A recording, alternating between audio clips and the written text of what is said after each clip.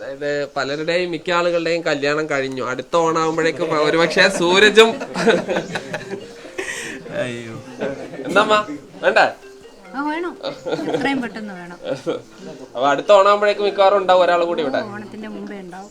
സൂരജ്, ഈ ഓണം എന്തായാലും സ്പെഷ്യൽ ആണല്ലേ? ഈ ഓണം സ്പെഷ്യലാണ്. ജീവിതത്തിൽ ഒരു തെരഞ്ഞെടുപ്പിൽ മത്സരിക്കാനും ജനപ്രതിനിധിയായി തിരഞ്ഞെടുക്കപ്പെട്ടതിനൊക്കെ ശേഷമുള്ള ആദ്യത്തെ ഓണമാണ്. ഇന്നലത്തെ ഓണം ബാലുശ്ശേരിയിലെ പ്രിയപ്പെട്ടവരോടൊപ്പമായിരുന്നു.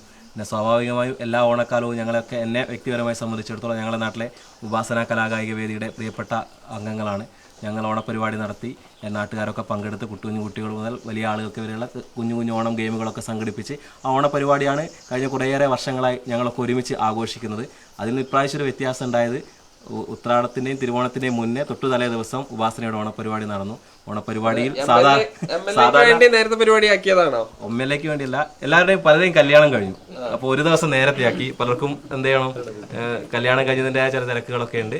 അപ്പോൾ ഇപ്രാവശ്യം ഓണപരിപാടിയുടെ സംഘാടകനായി നിൽക്കാൻ സാധിച്ചിട്ടില്ല. ഓണപരിപാടിയിൽ ഒരു അതിഥിയാക്കി എന്നെ ഒരു വിളിച്ചു കളഞ്ഞു. അതായത് പലരുടെയും മിക്ക ആളുകളുടെയും കല്യാണം കഴിഞ്ഞു. അടുത്ത ഓണാകുമ്പോഴേക്കും ഒരുപക്ഷെ സൂരജും അയ്യോ എന്താ വേണ്ടേ? വേണം, എത്രയും പെട്ടെന്ന് വേണം. അപ്പൊ അടുത്ത ഓണാകുമ്പോഴേക്കും മിക്കവാറും ഉണ്ടാവും ഒരാൾ കൂടി ഇവിടെ. ഓണത്തിന്റെ മുമ്പേ ഉണ്ടാവും.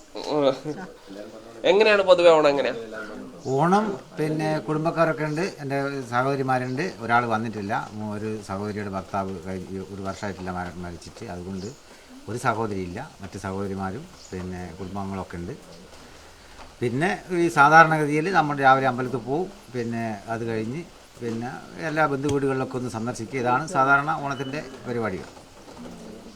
ഇപ്പം അടുത്ത കഴിഞ്ഞ വർഷം ഇങ്ങനെ ആലോചിച്ചിരുന്നു, അടുത്ത വർഷത്തെ ഓണത്തിൽ ഞാൻ ഒരു MLA ആകും, മത്സരിക്കുന്നൊക്കെ ആലോചിച്ചിരുന്ന? ഇല്ല, ഓണത്തിനോ അല്ലെങ്കിൽ അതിനുശേഷം ഒന്ന് തിരഞ്ഞെടുപ്പിൽ മത്സരിക്കുക അല്ലെങ്കിൽ ഒരു ജനപ്രതിയാവുന്നതിനെ കുറിച്ചൊന്നും ആലോചിച്ചില്ല. എപ്പോഴും പറയാനുള്ളത് സംഘടനാ പ്രവർത്തനം നടത്തും, KSU സംഘടനാ പ്രവർത്തനം നടത്തും. അതിൻ്റെ ഭാഗമായി നമ്മുടെ ജീവിതം ഇങ്ങനെ മുന്നോട്ട് പോകുന്നു. അതിൽ പ്രത്യേകിച്ച് എന്താണ് ഒരു പാർലമെന്ററി ലക്ഷ്യത്തോടെ എന്നുള്ളൊരു സംഘടനാ പ്രവർത്തനമല്ലല്ലോ നമ്മളൊന്നും നടത്തുന്നത്. ഇപ്പോൾ ഈ നിരവധി സമരരംഗത്തും പൊതുരംഗത്തും ഒക്കെ ഉണ്ട്. എന്നിട്ട് ഒരു MLA ആയതിനു ശേഷവും നേരത്തെ ഉള്ളതും തമ്മിൽ എന്താ വ്യത്യാസം? MLA ആയതിനു ശേഷം കുറേയേറെ പരിപാടികളിൽ, ഔദ്യോഗികമായ പരിപാടികളിലായാലും ശരി, റെസിഡൻസ് അസോസിയേഷൻ, സാംസ്കാരിക കൂട്ടായ്മകൾ, അവരുടെയൊക്കെ ഓണാഘോഷ പരിപാടികളിലും എല്ലാവരുടെയും സന്തോഷങ്ങളിലും പങ്കുചേരാൻ സാധിക്കുന്നു എന്നുള്ളതാണ്.